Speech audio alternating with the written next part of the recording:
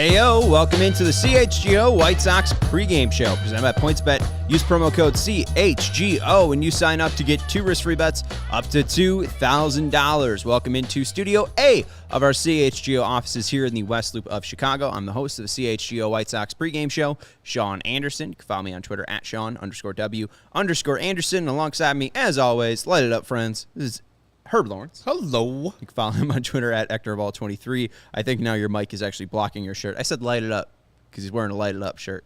Shout out Farmio, the GOAT.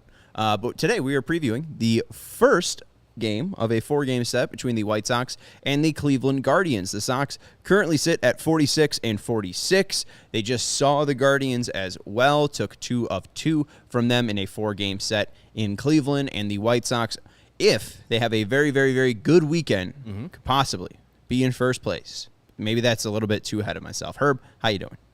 I'm doing well. It's just good to be back. Good to have baseball back. We've been fiending, especially since the White Sox were playing so well before the All-Star break and beating the Minnesota Twins, the weird-ass Minnesota Twins, 3 out of 4 games up there in Minnesota. Weird-ass Minnesota Twins. Thank you, CC.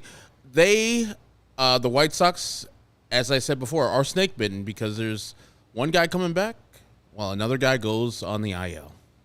Sad. It's like a story that just keeps on happening. It's Groundhog Day for the White Sox. It's not too shocking. No. I mean, I wouldn't be too shocked if either one of them, either a lawyer or Luis, would have been put on the IL. So it's not too shocking that Luis Roberts to the IL. Let's catch up with our guy, Vinny Duber, because he was at the G-Rate today and talking to Rick Hahn. Rick Hahn met the media, as he usually does, before homestand start. And this is what he had to say about Luis Roberts' symptoms. Rick Hahn says Luis Roberts' symptoms of lightheadedness and blurred vision have not gone away, and he is going on the injured list. He's eligible to return at the end of next week, and the hope is he'll be back then. So you kind of talk about the push and the pull. This one's a weird one for the Sox. It's not an organizational-wide issue of stepping on first base the right way. It's not another leg issue. It's something.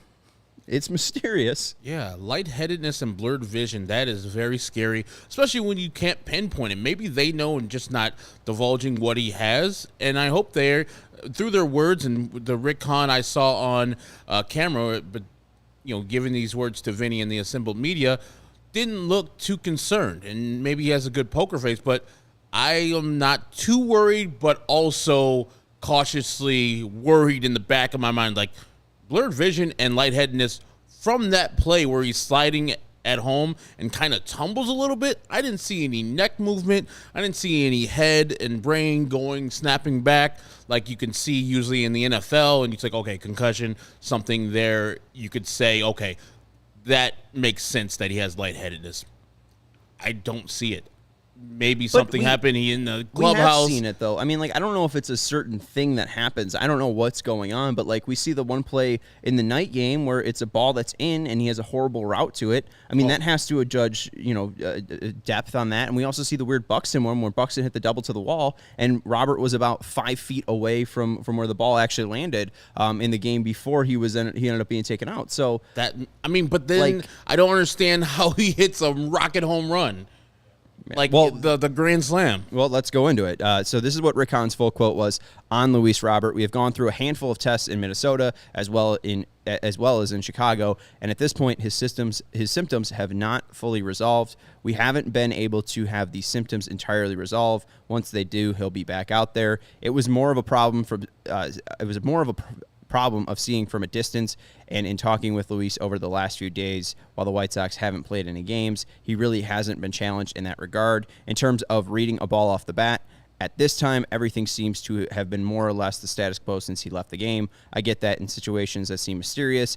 All I can tell you is that I'm not sitting on any information at this time or keeping you from anything. He's seeing the right people, getting the right test done. Ideally, his symptoms are fully resolved in the coming days. We ramp him back up, and he's back when we start on the next homestand. So it does seem it's a distance thing, right? He can see the pitcher, he can see the ball coming in, but being in center field, being 200 feet, 250 feet away from the ball, that's giving him the issues, apparently. I don't know if that's if blurred vision is because his eyes are not optimal right now. We saw what Raylo did in the offseason one year, got the LASIK, and it seems like it has worked out for him. I don't know if they want in-season LASIK, test his eyes like that. They don't seem to be worried. That's why I am trying not to be worried. But when you have something that's just so mysterious, as they're keeping it as such, they're not telling us what it is. I'm sure they have to know what it is if they think that he's going to be all right in a week. They have to know. I guess there's some doctors have to give him some type of reassurance. It could be this, that, or the other. He should be fine because, he doesn't have this, that, the other, and you would have to worry about, vertigo, which is a thing that afflicts a couple of athletes, and you really would be in trouble if you have that. Now, I hope the White Sox non-panic of Rick Hahn not panicking means that we're good to go and that he is good to go, and all it is just the rest and eventually just judging balls, the depth perception, all that good stuff off the bat like he usually does. But if it's just, he needs to have corrective surgery or glasses out there or something like that, hey, man, I know it's not fun. He probably doesn't enjoy having something in his eyes or his eyes being obstructed, but you have to do what you have to do to play some baseball this year. Maybe it's an imbalance. I don't know about glasses. And it has us doing all these things where we're fucking speculating on a thing like we're doctors. That's why I think if Rick Hahn knew what it was, I think he would say it. I think the fact that he's saying, we're not trying to hold back any information, maybe it's just a migraine. I don't know if he wants to say it's a migraine because then people are going to think he has a migraine issue. Maybe he just has a migraine right now. I'm not sure. It's very odd. It's very, very weird. A long time to have blurred vision and lightheadedness. I don't know. Drink some water. I mean, we heard Liam Hendriks' Jersey Mike's order and how he puts hot sauce on Philly cheesesteak sandwiches, and that's what he has before every game. Luis Robert, a very good Domino's eater. So, maybe he's just not drinking enough water. Maybe stop eating Domino's and eat a real pizza from Chicago. Hey, maybe that's a Detroit pizza, you jerk. Filled him up, and he's been sick off that. Again, Vinny Duber's been out at the G-rate. He's got more from Rick Hahn because Rick Hahn's been talking to the media today. So if we can go to the other Vinny stuff here, that would be awesome. So a lot of talk from Rick Hahn today on how the Sox will approach the trade deadline. Mentioned bullpen as a probable priority. Also pointed to second base and right field as positions where team has not excelled. Still calling Harrison and Sheets options there as they've improved as time has gone on. So you weren't too gung-ho on our last show about Gavin Sheets. Nope. You were saying, hey, Sebi, Reese, why not just send down Gavin and have three catchers? They're going to be rolling with three catchers. Grandal comes up. Robert goes to the 10-day IL, but still feels like Gavin Sheets hasn't won that job. Still feels like Josh Harrison hasn't won that job, and clearly no one's won it at catcher yet because they kept all three guys. Yeah, and this is actually a blessing in disguise. They don't have to make the tough decision of either DFAing Reese McGuire or Sebi Zavala. The reason why I said Gavin is because when you're getting the lefty power bat from Yasmani Grandal, hopefully, he's coming back. I just hope he brings his power bat.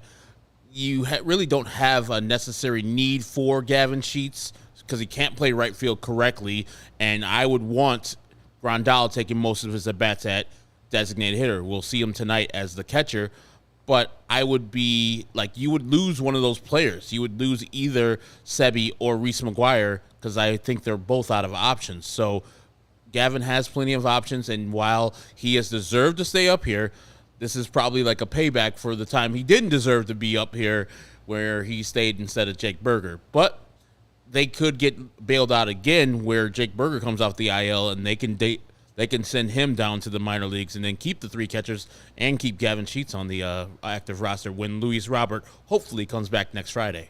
Well, they would still need to send one of them down because there's 26 guys on the roster right now. Berger's not currently on the roster. Yeah, so I'm saying like he's on 10-day. When he gets back, they can just say, hey, all right, congratulations being back. You're optioned down to AAA, and then that could be the corresponding move for Luis Robert. But they would...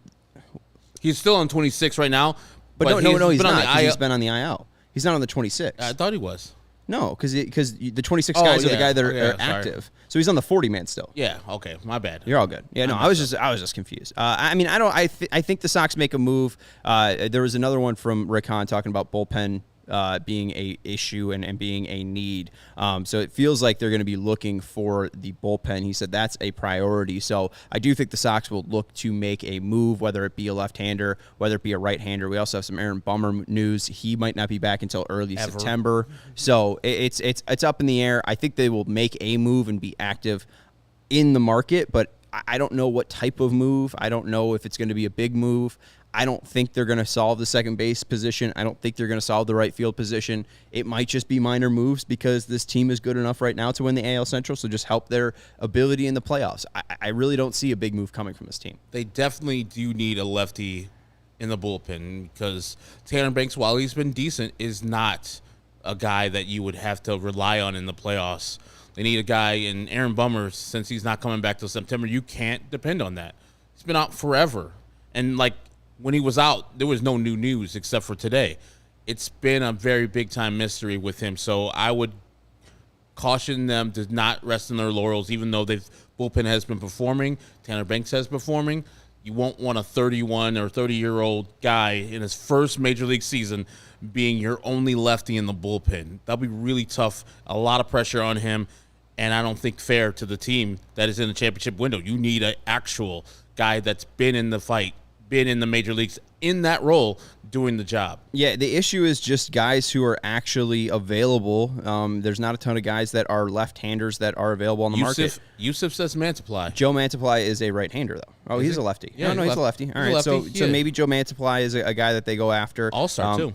All-Star had a great showing in that All-Star game, so maybe they go Mantiply. That would be one guy that makes sense, but the only other name that I've seen that has been thrown out there that a guy doesn't have a 3-year plus long contract is Andrew Chafin of the Tigers. So making another in-division trade with a team like that, and they just signed that guy this year, I'd be really shocked if they moved on from a guy like Chafin. So maybe Mantiply is the only guy that you can go out and get there, but he's the only lefty out there, right? So that's just going to make that market and that trade difficult to get done. And we just saw the Mets get Dan Vogelbach, and they traded away their right-handed relievers, who's got 17 innings pitched this year and an ERA of 2, right? So they had to give up a piece that was actually helping them right now to trade that off. So, maybe Mantiply becomes too expensive. I don't know.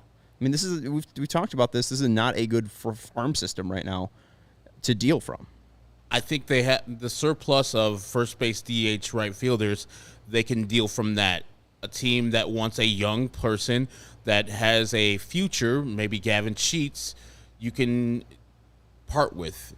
And maybe if you want to take on A.J. Pollock's deal where the White Sox eat some of that money and you throw back somebody who's valuable for the White Sox this year. Yeah, they're in an unenviable situation. They're middle infielders down in the minor leagues. Some people are probably scouting and say, you know what, I can project him as a Eduardo Escobar in the league, and he'll be playing for the next 10 to 15 years with us. Not a superstar, but a guy that contributes to a team immediately. What's Bennett Sousa? Wow. With Lennon Sosa. Bennett Sousa. Ooh, I got nightmares right there. God, the beginning of the year, golly, we had all the left-handers. He's a legend. They're all terrible.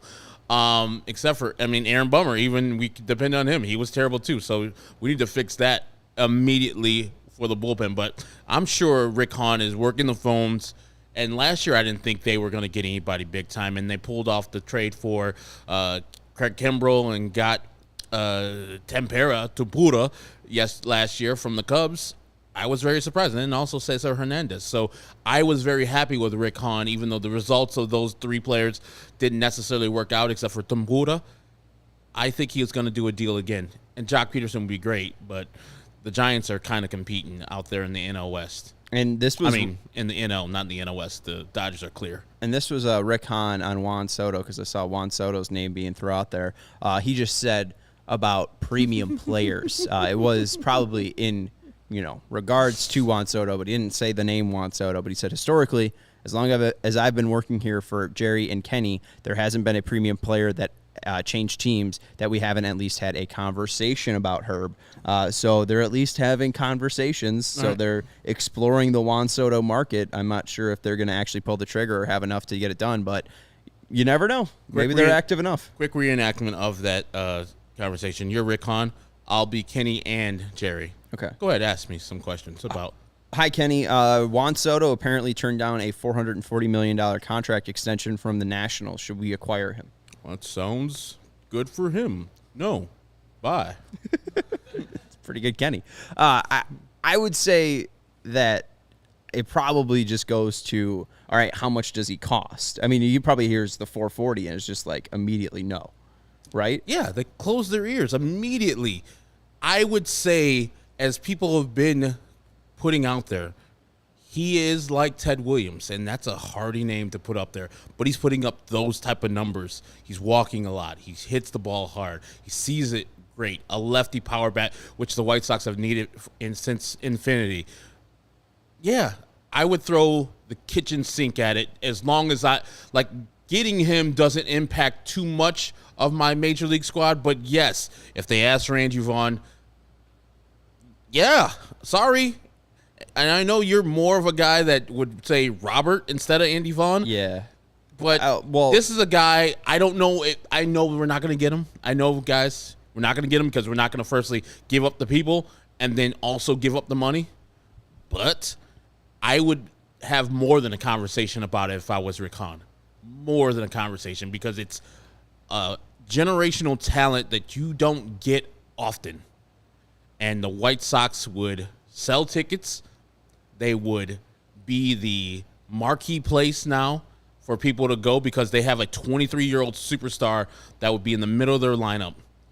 And I think that would do them well. It's much better than being this middling-ass team hugging people that you thought were going to be good that haven't shown as such. Yeah, I mean, I said this, the Sox have put $125 billion into Robert and Eloy before they even played a game, and Juan Soto has better numbers than him combined. Yes. He's got more homers. He's got a better on-base percentage. He's got a better average. He's got a better slugging. You're making that investment into a guy or two guys that are worth $125 million. This one guy can give you two players worth of production. I saw someone saying, I still think 88 is going to be better than Soto. No. Right now, Luis Robert is going to be 25 in August 3rd. Third year, too. Juan Soto is not even 24 yet.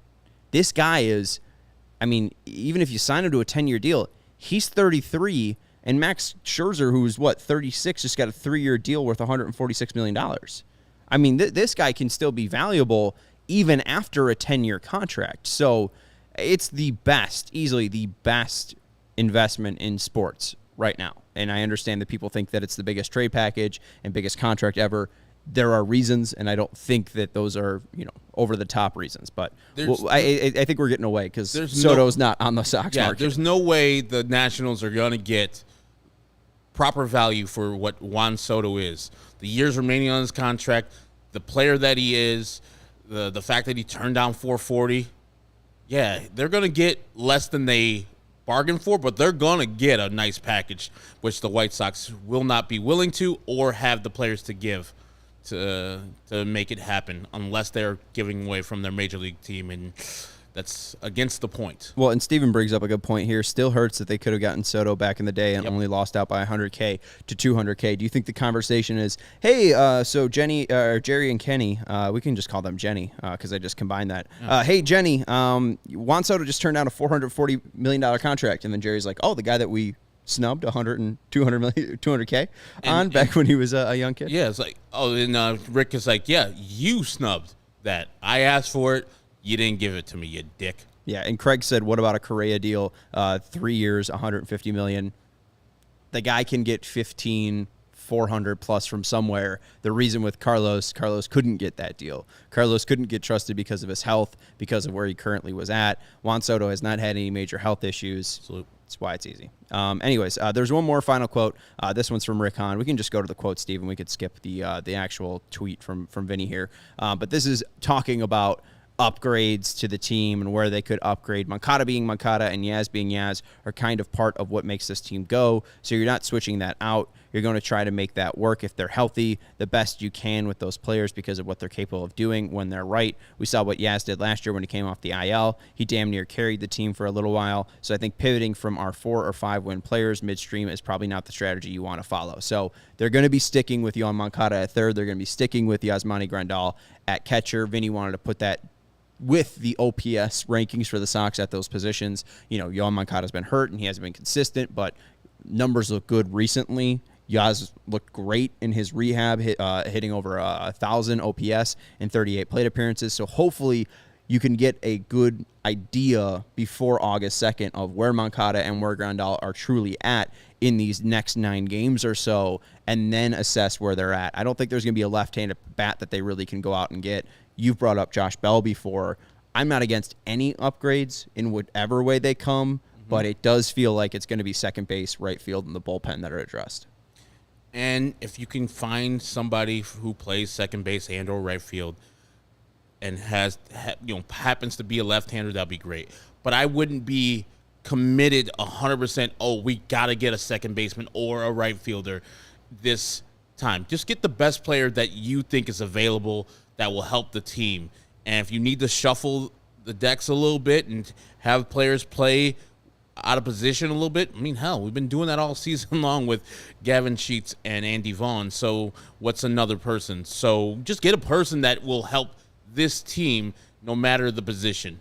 I know we have a lot of first basemen. I know we're solidified at shortstop, but if a shortstop is available, get him. We'll move him to second. If a center field is available, get him. We'll move him to right. I don't care. Get the best player available to help this team win in 2022. Worry about 2023 when you get there. Well, and it's funny because I think it ends up being with what Vinny tweeted out. Right field looks like a stronger position than left field, but that's mainly because the guy that they got to play right field, AJ Pollock, has been in left field and he's stunk for most of the year. Yes. So it's been difficult. And I see somebody in the comments, saying, why didn't the White Sox get Jock Peterson instead of AJ Pollock? Well, because Jock Peterson was a free agent and AJ Pollock was a trade, and they could only trade Craig Kimbrell. The issue is they probably should have declined the Kimbrell extension, but we've been doing this for 4 months. We got to get away from it. What can you do now to help this team? It was a terrible offseason by Rick Hahn. It wasn't good looking back at it. Let's look at the starting Sox and see some of the guys he added to this team in the offseason and see what this 46-46 team can do in their last 70 games. Looking at the top of the lineup, it's Tim Anderson. He's at shortstop today. Batting second, Yoan Moncada at third base. Batting third, Andrew Vaughn in right field. Batting fourth, Jose Abreu at first base. He's back at fifth. It's Yasmani Grandal at catcher. Batting sixth, Eloy Jimenez at the designated hitter spot. Batting seventh, AJ Pollock in left field. Batting eighth, Josh Harrison, a Rick Hahn addition in the offseason at second base. And ninth, Adam Engel in center field. Yeah, we got to do with that Andy Vaughn in right field. Bat plays. I like him at third. Batting third in the lineup. I got no issues with that. It's awesome. I'm just going. They have a bunch of left-handed hitters, a lot of switch hitters. They like to hit the ball to right field. Not too happy about that. Hopefully the man stays healthy, stays on his feet, doesn't dive, and throws the ball to the right person, the cutoff man each time. Because what do you say? He is the worst outfielder, outs above average in Major League Baseball. Right now, he's not anymore, but I think he's top 5 still. Yeah, and he barely plays the outfield anymore. It's that or Eloy. Yeah, we saw Eloy get hurt in the last time he played the outfield. Yeah, it's another bad situation where we love the bat. The bat plays, but this bat is actually playing, unlike Eloy's. So if it had to be Andy Vaughn on DH or Eloy at DH, and one of them has to sit out, Vaughn's my designated hitter, and Eloy, I'm sorry, man. You keep on getting hurt. You're not good at left field, and your bat is not playing already this year. What, 2 home runs? Yeah. It's trash. Yeah, it hasn't been good. Hopefully he's able to turn it around, but he doesn't like playing DH, and here he is. TFB. Playing DH. So we'll see what happens. I saw someone throw out Whit Merrifield's name in the chat. What do you think about Whit? I'm great on Sox? Him. That means I do not want him. Even if he gets vaxxed? He's 85 years old. He's not good enough to trade for. I'm not a big-time Whit Merrifield fan now. Yeah, and he's not vaccinated. So if we had to play a game in Toronto, he couldn't come with. Herb, I disagree here. I would love Whit Merrifield. Why? He's got speed. He knows how to play a position that he actually plays. Right now, though, didn't you say that the Sox are lined up to play Toronto in the playoffs? They are. They're going to be at home, though. That's a problem, but he said he would get vaccinated. Yeah, but then he just apologized for his poorly articulated comment, so maybe he wouldn't. Yeah, and I don't like a person a person that is, if you're sticking to your guns, stick to your guns. Right. Don't get vaccinated because you're the playoffs. You stick to your guns. Feel that it's your body, your choice. Cool with it. And be that guy. I'm out on I don't think the and Royals he's a Royal. I don't think they'd trade within the division anyway. I don't want that Royal stink on him. He's got I a wouldn't mind 635 OPS. What he said obviously pissed off Dayton Moore, so I don't think Dayton Moore cares where he ends up going. He's been bad with the bat this year. He's not been better against left-handers. He's not been better against right-handers. He's just been bad all around. But he plays right field, center field, second base, so the Sox could at least move him around the diamond. He's right field, but he doesn't play it well. He does. He doesn't play it I well. mean, outs above average have him, above average. So the only spot he plays poorly is second base, according to this year. Hey, we don't have to trade for him. I'm just throwing it out there. Let's look at the starting pitchers today for the matchup. We got Cal. Oh, right, Guardians lineup. Guardians lineup today. You got J-Ram in the home run derby, competing, getting knocked out in the first round. But leading off for the Guardians, it's going to be Stephen Kwan out in left field. Batting second, Ahmed Rosario at shortstop. Batting third, Jose Ramirez at third base. Batting fourth, Josh Naylor at designated hitter. Batting fifth, Owen Miller at first base. Batting sixth, Andre Jimenez, the all-star, at second base. Batting seventh, Nolan Jones in right field. Batting eighth, Luke Maley at center field. And batting ninth, Miles Straw in center field. Just avoid number 3, huh? Yeah. I mean, Naylor's been good versus us, but you won't have the Franimal in this regular fit spot there, so only 2 guys right there in the middle that can really hurt you. I know Jimenez is an all-star, but just avoid J-Ram at all costs. If you have a base open, think about walking him. Yeah. Please. Honestly. Please, Jesus. I mean, maybe don't walk him on an 0-1 count. Maybe Yes. if Davis Martin's pitching to him, just walk him, just intentionally walk him. We can avoid all the stuff we saw in Cleveland, but they did a very good job of avoiding Jose Ramirez in the last 4 games, and hopefully they continue that as well. This game is on Apple TV as well for the people that are looking for it. No Jason and Steve tonight. They'll be back tomorrow. We'll see what happens with that. There was a name. Steven Nelson and Katie Nolan. Steven Nelson, Katie Nolan, and then Lauren Gardner? Lauren No? Gardner. Maybe. Heidi Whitney. Heidi Whitney. Is that it? Heidi Whitney. And then someone also threw out Brandon Lau, which would be an interesting name. Lau's been very good throughout his career. This year's kind of a down year. He was 8th in MVP voting in 2020, 10th in MVP voting last year. He does play second base. He's had some injury concerns this year, only played 34 games. Would be an interesting name. It'd be odd to see the Rays move on from him because he's only 26 years old, but Nope. I wouldn't mind him. I would not want him on the White Sox. What? If the Rays are willing to trade him, don't take him. Oh, my God. Do not take him. That's the only reason. Yes. I mean, He had there's 39 home runs last year. few and far between have you found a Rays guy that they've traded away and they're like, that guy was really good. They should not have traded him away. I guess. If that guy's on the market, I would love for the White Sox to acquire him. I guarantee the player you're trading to the Rays going to become an all-star. Over under 2.5 stolen bases tonight. Under easily. Let's look at the starting pitching matchup for the Sox and Guardians tonight. Cal Quantrill is on the bump for the Guardians. 102 innings pitched, a 3.75 ERA for Cal. 100 hits allowed in those 102 of an inning. 63 Ks to 30 walks allowed, and a 1.02 ERA plus. Lucas Giolito on the bump for the Sox in 88 1/3 innings. He has a 4.96 or 4.69 ERA. Nice. He's got 92 hits allowed, 102 Ks, and his allowed 32 walks. He's got an ERA plus of 85. But hey, Herb, his last start against the Guardians was great, and this is Giolito versus Cleveland since 2019. 10 games, 65 1/3 innings. He's got a whip under 1, an ERA well under 1. He's got 75 Ks in 65 innings, 6 scoreless starts, and the Sox are 6-4 when he's on the bump against Cleveland. That works for me. Lucas just sees that Guardians uniform or the Cleveland uniform, and he's like, all right, let's go to work. Let's eat. And the White Sox just saw Cal Quantrill on 7-Eleven, and they were not being very convenient to him. Gave up 4 runs, but they won the game. The Cleveland Guardians won the game. This time, when he makes mistakes, punish him, because he made plenty of mistakes in that game in Cleveland. This time, we need to hit balls over the fence and start winning at home. 19 and 25 at the crib, unacceptable. the second half should rectify that. Yeah, hopefully you have a nice 4 games against Cleveland. If you go 3-1, I think you end up tied with Cleveland in the division. If you sweep them, you will be in second place no matter what. It is a great time to start betting on the White Sox. If you are a fan, the best way to support CHGO is to download the PointsBet app and use code CHGO when you sign up. They got great odds on the White Sox to win the AL Central if you think the Sox can. If you do that right now, you get 2 risk-free bets up to $2,000 when you use the code CHGO when you sign up using the PointsBet app. But that's not it. If you make a $50 or more first-time deposit, you'll receive a free CHGO membership, which unlocks all of our web content, and you'll even get a free shirt of your choice from a CHGO locker, all for making more than a $50 first-time free deposit at PointsBet. Steven, while you're on that computer, you see that shirt over there on that table? Throw it over to me.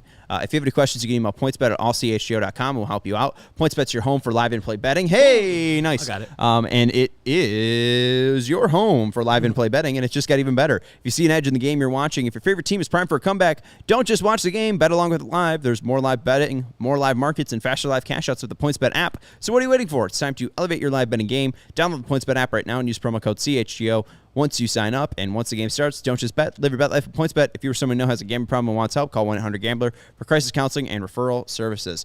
Here's the shirt, by the way. If you do go to the PointsBet app, download the PointsBet app and use code CHGO when you sign up, and download $50 or deposit $50 for your first time deposit, you will get a free shirt after you use the code CHGO, and you can pick this great White Sox shirt. We got these finally sent over to us. Our guy Brandon from Denver brought them with him. And Southside Bias, Herb, that's the new fresh White Sox shirt in the CHGO locker. So if you're looking to take advantage of the offer now, download the PointsBet app, $50 first time deposit, and use that code CHGO. You'll get a free shirt, free CHGO membership. You get to read Vinny Duber's articles. You get to hang out with us in the Discord. It's a great deal. Who's your pick to click, Herb? My pick to click is Yasmani Grandal. Coming back off the IL, he looked like he was crushing the ball down there in AA and AAA. You said over 1,000 OPS. Let's go. Yes. Hopefully he is back in action and ready to fire on all cylinders. You're looking for 20 home runs in these last 70 games, so he's got work to do.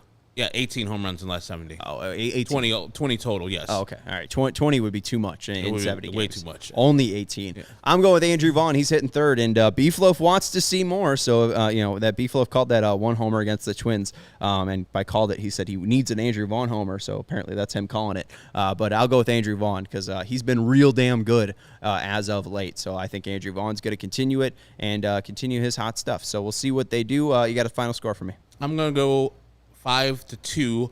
White Sox beat Cal Quantrill and the boys. I will go. You said 12-2? 5-2. Okay. I'll go 9-1.